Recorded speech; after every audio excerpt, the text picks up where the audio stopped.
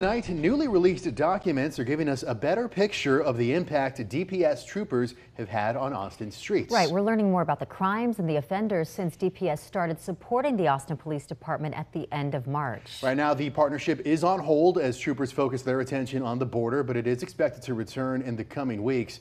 KXAN public safety reporter Brianna Hollis joins us now. So, Bree, what information did you get from your open records request? So we now have a breakdown of the more than 17,000 traffic stops DPS conducted from March 30th to May 6th, and many of you have asked us, what is DPS arresting people for?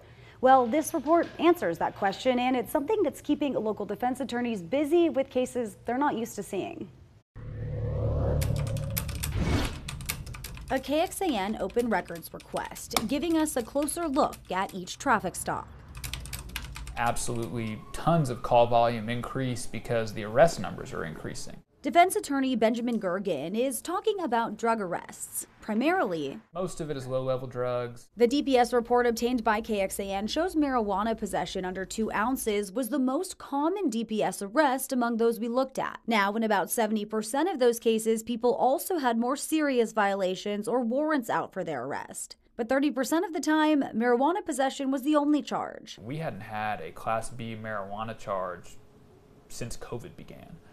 And now we've seen, 5 to 10 in the last month alone. And again, those are cases where we are guaranteeing a client they're going to get a dismissal. Other arrests the report shows resulting from traffic stops include DWI, driving without a valid license, weapons offenses, evading arrests, and warrants out for assault, weapons, and drug charges.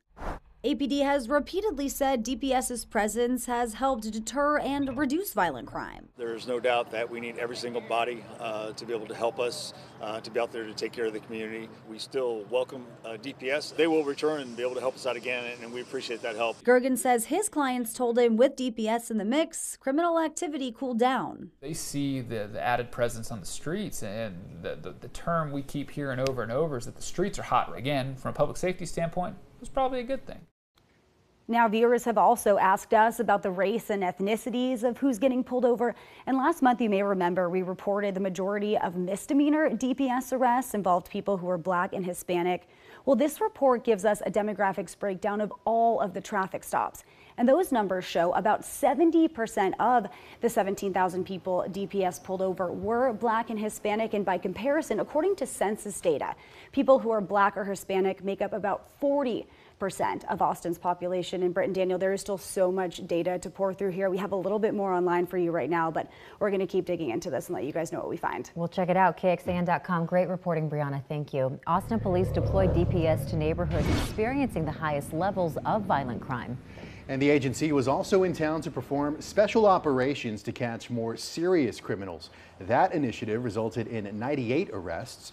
Charges in these cases included sexual assault, aggravated robbery, and weapons violations. And of course, this all comes back to the fact that Austin Police just needs more officers. At the traditional Chiefs Run this morning, welcoming 33 new officers, APD leaders told us they still have about 300 vacancies. Right now, the department is offering a $15,000 signing bonus to all new recruits. They also say the base salary pay scale has increased to between $65,000 and $109,000.